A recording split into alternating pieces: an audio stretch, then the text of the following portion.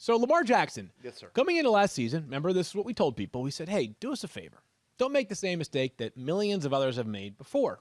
Don't draft a quarterback early. Right. And you know what happens when you draft a quarterback early, like What Lamar happens? Jackson? You have 11 weeks of frustration where you want to pull your hair out. You're thinking to yourself, why did I draft this guy early? Because for 11 weeks, Lamar Jackson was quarterback 10, averaged fewer than 20 fantasy points per game. Hey, in the 16-team War Room League that we played in last year, you and Matt Harrington, who was your quarterback last year? I think we had Peyton Manning, but I can't. No, I don't believe that was the case. Oh. Josh Johnson? Nope. David Blau.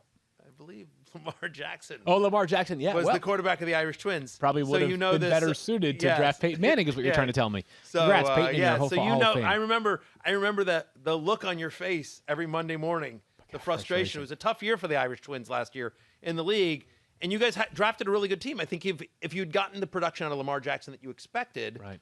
that team would have been a contender. We need to capitalize on better fortunes this year. But Lamar was great. But that's my point. Was that there was a guy that was clear. That was the argument going into last year was him or Mahomes as QB1, and a lot of people drafted him 1 or 2, but he went early in a lot of drafts, and he disappointed fantasy wise. He sure did. Now, he was great down the stretch. Weeks 12 through 17, he was by far the best quarterback in fantasy, averaging over 27 fantasy points per game.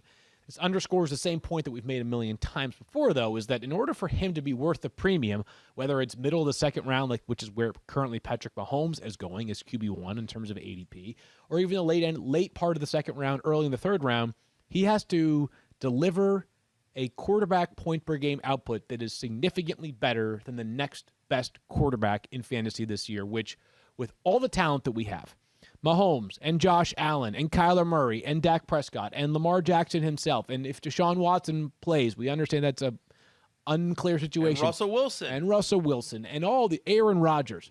It just is incredibly unlikely to happen. So is he still a tier 1 fantasy quarterback? To me, it's no doubt. Yes. It's not even a question.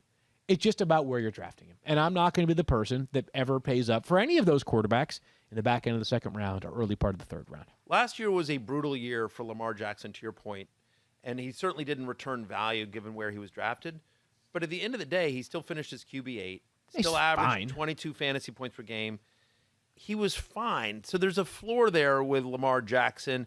Now, Marquise Brown is dealing with an injury again, but they tried to address their wide receiver position at least somewhat this year, right? They drafted Rashad Bateman, who we have high hopes for.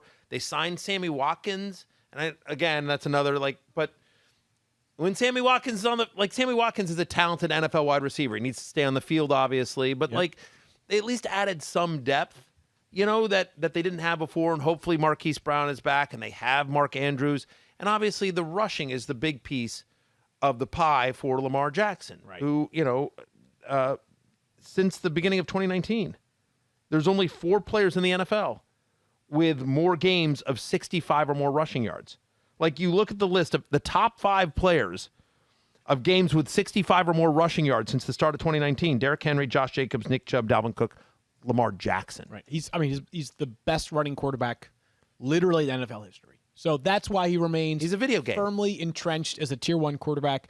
Just don't pay the price for any quarterback that some are willing to pay by making him a top 15 or 18 or 20 pick overall. He's currently going as QB6, and so I think the disappointment of last year is sort of baked into him now, and so he's going basically right around Dak Prescott and Russell Wilson, and I can make an argument for any 3 of those guys.